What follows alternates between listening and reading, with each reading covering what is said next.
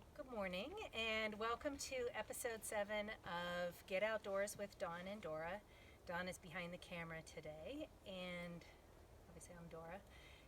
I am here to talk to you this morning about dog etiquette, and we had an experience this morning in camp that kind of led to this one. I have some feelings about that as a biker and a runner about taking care of your dog and being a responsible dog owner. So we had a male pit bull wander into our camp, and we started to see a little bit of aggression between our dog, between Loki and him, and so we needed to put Loki in the Jeep, and Don went to locate the owners with the pit bull. And what he found out was that there was actually two of them, and it was a larger pit bull as well that had been wandering around in the morning. And that kind of got us talking and thinking about dog safety, dog responsibility, and what that means, and the different scenarios and things that might come up. So one of our concerns too was, wow, if the other larger pit bull had been coming in, that would have been 2-on-1 on our dog, and Loki easily could have gotten hurt. We could have gotten hurt. Measures that we would have taken to protect our dog and ourselves could have ended the life of those pit bulls. Right? So the one that did come in was actually pretty friendly, so that would just be a shame.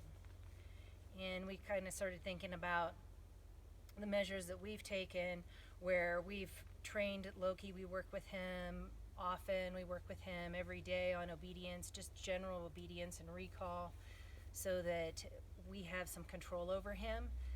And anytime we have him off leash, additionally, we have a training collar. So this is the control aspect. He has it on right now because he's off lead. And so that's just like a backup for us, that we know that we can maintain our dog's behavior. Another thing that we take with us is a long lead. And I have it on a Cable Clamp Pro, which is very nice. It's very easy to get at Walmart. It keeps it from getting all tangled up. This is about a 15-foot lead, so that allows him to kind of run around a little bit. We can secure him in camp to a tree or even just to the Jeep if we can't keep an eye on him at that time.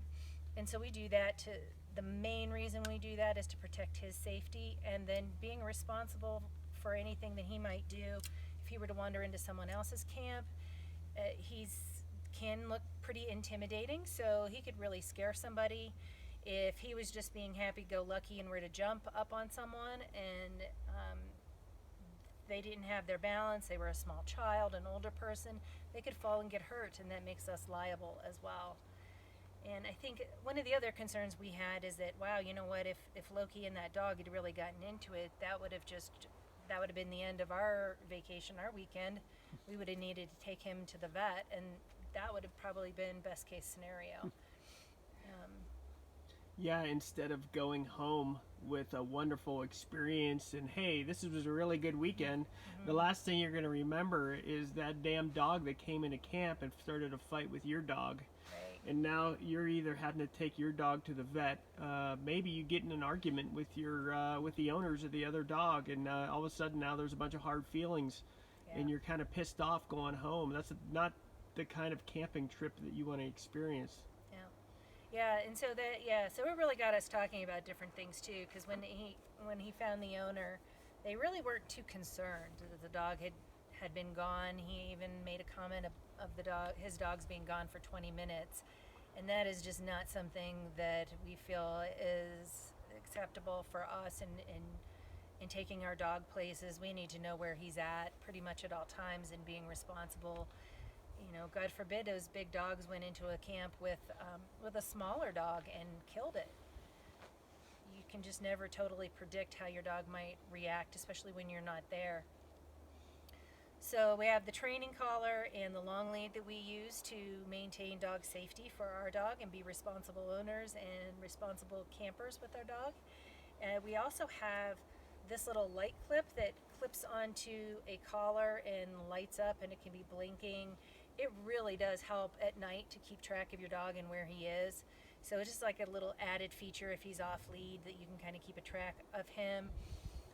If you do have a dog, maybe you're out hunting or hiking and they're wandering off, A vest, like the orange vest, is a really good thing to put on them so they don't get mistaken for a coyote.